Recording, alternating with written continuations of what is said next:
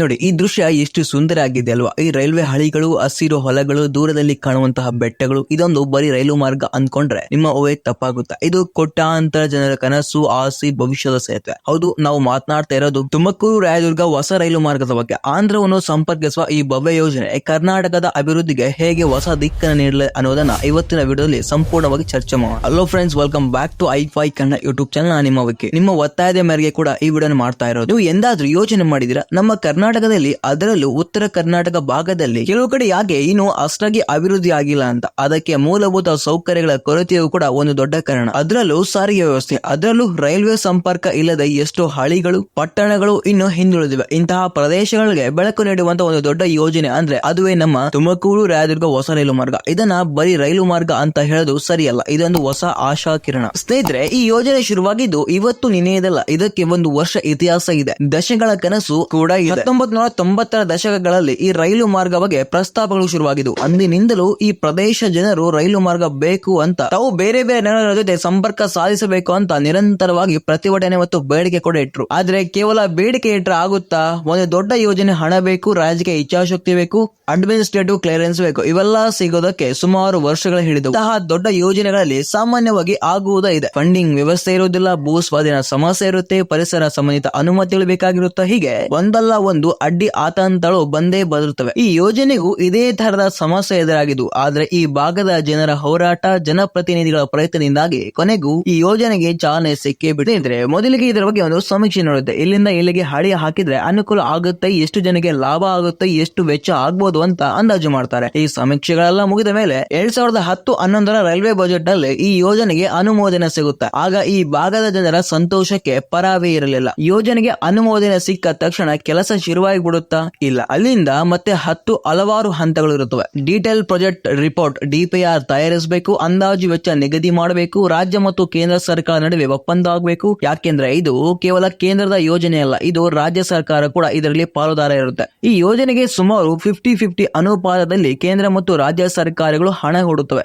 ಅಂದ್ರೆ ಅರ್ಧ ಹಣ ಕೇಂದ್ರದಾಗಿದ್ರೆ ಅರ್ಧ ಹಣ ರಾಜ್ಯದ್ದು. ಇದು ಒಂದು ಒಳ್ಳೆಯ ಮಾದರಿ. ಯಾಕೆಂದ್ರೆ ಇಂತಹ ದೊಡ್ಡ ಯೋಜನೆಗಳು ಯಶಸ್ವಿ ಆಗಬೇಕಂದ್ರೆ ಎರಡು ಸರ್ಕಾರಗಳ ಸಹಯೋಗ ಅತ್ಯಗತ್ಯ. ಸ್ನೇಹಿತರೆ, ತುಮಕೂರು ರಾಯದುರ್ಗ ರೈಲು ಮಾರ್ಗ ಒಟ್ಟು ಉದ್ದ 190 ಕಿಲೋಮೀಟರ್. ಇದರಲ್ಲಿ ಮೊದಲು ಹಂತವಾಗಿ ತುಮಕೂರಿನಿಂದ ಲಂಬೆಲ್ಲವರೆಗಿನ 15 ಕಿಲೋಮೀಟರ್ ಮಾರ್ಗ ಈಗಾಗಲೇ ಅಂದ್ರೆ 2021ರಲ್ಲಿ ಕಾರ್ಯಾರಂಭ ಮಾಡಿದೆ. ನಂತರ ತುಮಕೂರು ತಿಪಟೂರು ಮಾರ್ಗದಲ್ಲಿ ಯರಗುಂಟಿ ತನಕ ಸುಮಾರು 6 ಕಿಲೋಮೀಟರ್ ನಷ್ಟು ಮಾರ್ಗ ಓಪನ್ ಕೂಡ ಆಗಿದೆ. ಈಗ ಹೊಸದಾಗಿ ನಾವು ಮಾತಾಡಕ್ಕೆ ಹೊರಟಿರೋದು ಸಿರಾ ತಾಲೂಕಿನ ತಾವರೆಕೆರೆಯಿಂದ ಬಳ್ಳಾರಿ ಜಿಲ್ಲೆಯ ಬಸ್ಸಾಪುರದವರೆಗಿನ ಸುಮಾರು 83 ಕಿಲೋಮೀಟರ್ ಮಾರ್ಗದ ಬಗ್ಗೆ. ಸ್ನೇಹಿತರೆ, 83 ಕಿಲೋಮೀಟರ್ ಅಂದ್ರೆ ಸಣ್ಣ ದೂರ ಅಲ್ಲ, ಅದು 16 ಹಳ್ಳಿಗಳು, ಚಿಕ್ಕ ಪುಟ್ಟ ಪಟ್ಟಣಗಳು ಸಂಪರ್ಕಿಸುತ್ತವೆ. ಈ ಮಾರ್ಗದಲ್ಲಿ ಬರುವಂತಹ ಪ್ರಮುಖ ಸ್ಥಳಗಳಂದ್ರೆ ತುಮಕೂರು, ಮಧುಗಿರಿ, ಶಿರಾ, ಪಾವಗಡ, ಕಲ್ಯಾಣದುರ್ಗ, ರಾಯದುರ್ಗ. ಇವುಗಳಲ್ಲಿ ಸಿರಾ, ಪಾವಗಡ, ಮಧುಗಿರಿ ಅಂತಹ ಪ್ರದೇಶಗಳು ಹೀಗೆ ಹಿಂದೆ ರೈಲು ಸಂಪರ್ಕ ಇಲ್ಲದೆ ಬಹಳ ಹಿಂದುಳಿದೆವು. ಈಗ ಅವೆಲ್ಲವೂ ಈ ರೈಲು ಮಾರ್ಗದಿಂದ ನೇರವಾಗಿ ಸಂಪರ್ಕ ಸಾಧಿಸಲಿವೆ. ಸ್ನೇಹಿತರೆ, ಈ 83 ಕಿಲೋಮೀಟರ್ ಮಾರ್ಗದಲ್ಲಿ ಹೊಸದಾಗಿ ನಿರ್ಮಾಣ ಮಾಡುವಂತಹ ನಿಲ್ದಾಣಗಳು, ಸೇತುವೆಗಳು, ಅಂಡರ್ ಪಾಸ್ಗಳು ಇವೆಲ್ಲವೂ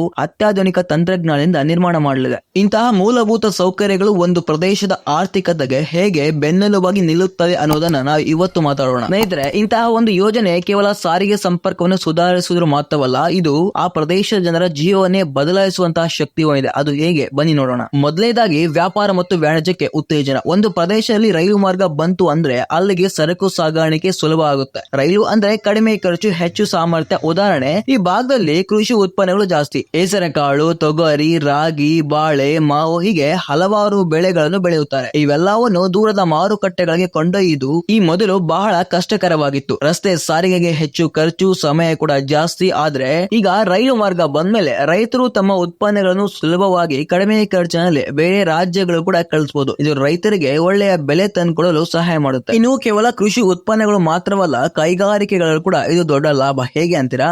ಸಿರಾ, ಪಾವಗಡ ಪ್ರದೇಶಗಳಲ್ಲಿ ಸಣ್ಣ ಪುಟ್ಟ ಕೈಗಾರಿಕೆಗಳಿಗೆ ಶುರು ಮಾಡೋಕೆ ಇದು ದೊಡ್ಡ ಪ್ರೇರಣೆ ಅಂತ ಹೇಳ್ತೀನಿ. ಕೈಗಾರಿಕೆಗಳಿಗೆ ಬೇಕಾಗಿರುವಂತಹ ಕಚ್ಚಾ ವಸ್ತುಗಳನ್ನು ತರುವುದು, ತಯಾರಿಸಿದ ಉತ್ಪನ್ನಗಳನ್ನು ಬೇರೆ ಕಡೆಗೆ ಕಳಿಸುವುದು ಸುಲಭ ಆಗುತ್ತೆ. ಇದರಿಂದ ಹೊಸ ಉದ್ಯೋಗ ಅವಕಾಶಗಳು ಕೂಡ ಸೃಷ್ಟಿ ಆಗ್ತವೆ. ಯುವಕರು ಕೆಲಸ ಹುಡುಕಿ ಬೇರೆ ಬೇರೆ ನಗರಕ್ಕೆ ಹೋಗೋದು ಕೂಡ ತಪ್ಪುತ್ತೆ. ನಮ್ಮ ಊರಲ್ಲೇ ಕೆಲಸ ಸಿಗೋ ಸಾಧ್ಯತೆ ಹೆಚ್ಚಾಗುತ್ತೆ ಅಂತ ಹೇಳಿದೆ. ಎರಡನೇದಾಗಿ ಪ್ರಯಾಣಿಕರ ಅನುಕೂಲ. ಈ ಭಾಗದ ಜನರು ಬೆಂಗಳೂರು, ಮೈಸೂರು, ಹುಬ್ಬಳ್ಳಿ ಅಥವಾ ಆಂಧ್ರದ ಕಡೆಗೆ ಹೋಗ್ಬೇಕಂದ್ರೆ ಈ ಮೊದಲು ಬಸ್ ಅಥವಾ ಖಾಸಗಿ ವಾಹನಗಳನ್ನು ಅವಲಂಬಿಸಬೇಕಾಗಿತ್ತು. ಬಸ್ಗಳಲ್ಲಿ ಪ್ರಯಾಣದ ಸಮಯ ಜಾಸ್ತಿ, ಆಯಸ್ಸು ಹೆಚ್ಚು. ಆದ್ರೆ ಈ ರೈಲು ಬಂದ್ಮೇಲೆ ಪ್ರಯಾಣಿಕರಿಗೆ ಬಹಳ ಅನುಕೂಲ ಆಗುತ್ತೆ. ಕಡಿಮೆ ದರದಲ್ಲಿ ಆರಾಮವಾಗಿ ಪ್ರಯಾಣ ಮಾಡಬಹುದು. ಅದರಲ್ಲೂ ವಿದ್ಯಾರ್ಥಿಗಳು, ಪ್ರತಿದಿನ ಕೆಲಸಕ್ಕೆ ಹೋಗುವವರು, ರೋಗಿಗಳು ಇವರೆಲ್ಲರಿಗೂ ಈ ರೈಲು ಒಂದು ವರದಾನ. ತುಮಕೂರು ಜಿಲ್ಲೆಯ ಗ್ರಾಮೀಣ ಪ್ರದೇಶದ ವಿದ್ಯಾರ್ಥಿಗಳು ಬೆಂಗಳೂರು ಅಥವಾ ತುಮಕೂರಿಗೆ ಬಂದು ಕಾಲೇಜು ಶಿಕ್ಷಣ ಪಡೆಯೋಕೆ ಇದು ಬಹಳ ಅನುಕೂಲ ಆಗುತ್ತೆ. ಸಮಯ ಕೂಡ ಉಳಿತಾಯ ಆಗುತ್ತೆ, ಹಣ ಕೂಡ ಉಳಿತಾಯ ಆಗುತ್ತೆ. ಇನ್ನು ಮೂರನೇದಾಗಿ ಪ್ರವಾಸೋದ್ಯಮ ಅಭಿವೃದ್ಧಿ. ಈ ಮಾರ್ಗದಲ್ಲಿ ಬರುವಂತಹ ಕೆಲವು ಪ್ರದೇಶಗಳು ಐತಿಹಾಸಿಕ ಮತ್ತು ಧಾರ್ಮಿಕ ಮಹತ್ವವನ್ನು ಹೊಂದಿದೆ. ಉದಾಹರಣೆಗೆ ಪಾವಗಡದ ಕೋಟೆಗಳು, ಮಧುಗಿರಿಯ ಏಕಶಿಲಾ ಬೆಟ್ಟ, ಇನ್ನು ಆಂಧ್ರದ ಕಡೆ ಹೋದ್ರೆ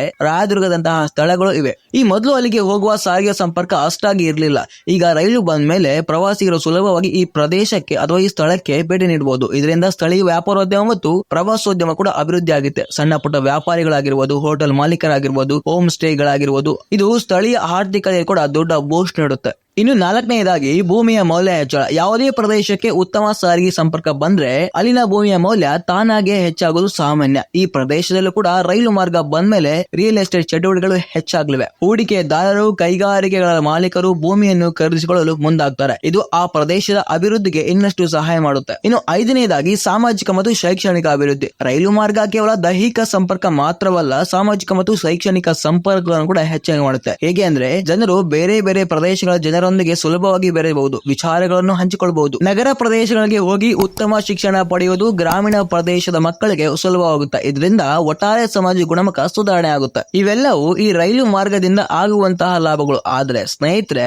ಯಾವುದೇ ದೊಡ್ಡ ಯೋಜನೆ ಆದ್ರೂ ಅದಕ್ಕೆ ಕೆಲವು ಸವಾಲುಗಳು ಇರುತ್ತೆ ನೋಡಿ. ಕೆಲವು ವಾಸ್ತವ ಸಂಗತಿಗಳು ಇರುತ್ತವೆ, ಅದನ್ನು ನಾವು ವಿಶ್ಲೇಷಣೆ ಮಾಡಲೇಬೇಕು. ಇದು ನಮ್ಮ ಕರ್ತವ್ಯ ಕೂಡ ಆಗಿರುತ್ತೆ. ಸ್ನೇಹಿತರೆ, ಈ 83 ಕಿಲೋಮೀಟರ್ ಮಾರ್ಗ ಕಾರ್ಯಾರಂಭ ಮಾಡಿದೆ ಅನ್ನೋದು ತುಂಬಾ ಒಳ್ಳೆಯ ವಿಚಾರ. ಆದ್ರೆ ಇನ್ನು ಸಂಪೂರ್ಣವಾಗಿ 190 ಕಿಲೋಮೀಟರ್ ಮಾರ್ಗ ಇನ್ನು ಕಾರ್ಯಾರಂಭ ಮಾಡಿಲ್ಲ. ರಾಯದುರ್ಗ ತನಕ ಸಂಪೂರ್ಣ ಮಾರ್ಗ ಪೂರ್ಣಗೊಳ್ಳಲು ಒಂದಿಷ್ಟು ಸಮಯ ಬೇಕಾಗಬಹುದು. ಯಾಕೆಂದ್ರೆ ಭೂಸ್ವಾಧೀನ ಪ್ರಕ್ರಿಯೆ, ಕೆಲವು ಕಡೆ ಹಳಿಗಳ ನಿರ್ಮಾಣ ಮತ್ತು ಸೇತುವೆಗಳ ಕೆಲಸ ಇನ್ನೂ ಬಾಕಿ ಇದೆ. ಇವೆಲ್ಲವೂ ಸಕಾಲದಲ್ಲಿ ಪೂರ್ಣಗೊಳ್ಳಬೇಕು. ಇನ್ನು ರೈಲುಗಳ ಸಂಚಾರ, ಕೇವಲ ಮಾರ್ಗ ನಿರ್ಮಾಣ ಮಾಡಿದ್ರೆ ಸಾಲದು. ಈ ಮಾರ್ಗದಲ್ಲಿ ನಿಯಮಿತ ರೈಲುಗಳು ಓಡಬೇಕು. ಪ್ರಯಾಣಿಕರಿಗೆ ಅನುಕೂಲವಾಗುವ ಸಮಯದಲ್ಲಿ ಸಾಕಷ್ಟು ರೈಲುಗಳು ಇರಬೇಕು. ರೈಲುಗಳ ಆವರ್ತನೆ ಬಹಳ ಮುಖ್ಯ ಆಗುತ್ತೆ. ಆರಂಭದಲ್ಲಿ ಒಂದೆರಡು ರೈಲುಗಳು ಓಡಬಹುದು, ಆದ್ರೆ ಜನರ ಬೇಡಿಕೆ ತಕ್ಕಂತೆ ರೈಲುಗಳ ಸಂಖ್ಯೆ ಹೆಚ್ಚಾಗಬೇಕು. ವೀಕ್ಷಕರೇ, ಇನ್ನೊಂದು ಮುಖ್ಯವಾದ ವಿಷಯ ಏನಪ್ಪಾ ಅಂದ್ರೆ ಸಂಪರ್ಕಿತ ಸಾರಿಗೆ ವ್ಯವಸ್ಥೆ, ಲಾಸ್ಟ್ ಮೈಲ್ ಕನೆಕ್ಟಿವಿಟಿ. ರೈಲು ನಿಲ್ದಾಣ ಬಂದ ಮೇಲೆ ಪ್ರಯಾಣಿಕರು ತಮ್ಮ ಊರುಗಳಿಗೆ ಅಥವಾ ತಮ್ಮ ಮನೆಗಳಿಗೆ ತಲುಪಲು ಸುಲಭವಾದ ಸಾರಿಗೆ ವ್ಯವಸ್ಥೆ ಇರಬೇಕು. ಬಸ್ಗಳು, ಆಟೋಗಳು, ಈ ರಿಕ್ಷಾಗಳು, ಇಂತಹ ವ್ಯವಸ್ಥೆಗಳು ಸರಿಯಾಗಿ ಇರಬೇಕು. ಇಲ್ಲವಾದ್ರೆ ಜನರು ರೈಲು ನಿಲ್ದಾಣಕ್ಕೆ ಬಂದು ಪರದಾಡಬೇಕಾಗುತ್ತೆ. ಇದು ರೈಲು ಪ್ರಯಾಣಿಕರ ಆಕರ್ಷಣೆ ಇನ್ನು ಕಡಿಮೆ ಮಾಡುತ್ತೆ. ಅಂತಿಮವಾಗಿ ಈ ಯೋಜನೆಯ ಪೂರ್ಣ ಸಾಮರ್ಥ್ಯವನ್ನು ಬಳಸಿಕೊಳ್ಬೇಕು. ಕೇವಲ ಪ್ರಯಾಣಿಕರ ರೈಲುಗಳು ಮಾತ್ರವಲ್ಲದೆ ಸರಕು ಸಾಗಾಣಿಕೆ ರೈಲುಗಳನ್ನು ಕೂಡ ಈ ಭಾಗದಲ್ಲಿ ಹೆಚ್ಚಾಗಿ ಓಡಿಸಬೇಕು. ಆಗ ಮಾತ್ರ ಈ ಪ್ರದೇಶದ ಆರ್ಥಿಕತೆ ನಿರೀಕ್ಷೆ ಮಟ್ಟದಲ್ಲಿ ಅಭಿವೃದ್ಧಿ ಹೊಂದಲು ಸಾಧ್ಯ. ಸ್ನೇಹಿತರೆ, ಈ ಯೋಜನೆಯ ಭವಿಷ್ಯದ ಪರಿಣಾಮ ಏನಾಗಬಹುದು ಅನ್ನೋದನ್ನ ನೋಡೋಣ. ಈ ರೈಲು ಮಾರ್ಗ ಕೇವಲ ತುಮಕೂರು, ರಾಯದುರ್ಗ ಜನರಿಗೆ ಮಾತ್ರವಲ್ಲ, ಇಡೀ ಕರ್ನಾಟಕ ಮತ್ತು ಆಂಧ್ರ ಪ್ರದೇಶದ ಅಭಿವೃದ್ಧಿಗೆ ದೊಡ್ಡ ಕೊಡುಗೆ ನೀಡಲಿದೆ. ಈ ವಿಡಿಯೋ ನಿಮಗೆ ಇಷ್ಟವಾದರೆ ಲೈಕ್ ಮಾಡಿ, ಶೇರ್ ಮಾಡಿ ಮತ್ತು ಈ ವಿಡಿಯೋನ ನಿಮ್ಮೆಲ್ಲ ಫ್ರೆಂಡ್ ಅಂಡ್ ಫ್ಯಾಮಿಲಿ ಮೆಂಬರ್ಸ್ ಗೆ ಶೇರ್ ಮಾಡಿ. ಇಂತಹ ರೈಲ್ವೆ ಅಪ್ಡೇಟ್ಗಾಗಿ ನಮ್ಮ ಐ5 ಕನ್ನಡ ಚಾನಲ್ ಸಬ್ಸ್ಕ್ರೈಬ್ ಆಗೋದನ್ನ ಮರಿಬೇಡಿ. ಮತ್ತೆ ಸಿಗೋಣ ಮುಂದಿನ ವಿಡಿಯೋದಲ್ಲಿ. ಧನ್ಯವಾದಗಳು.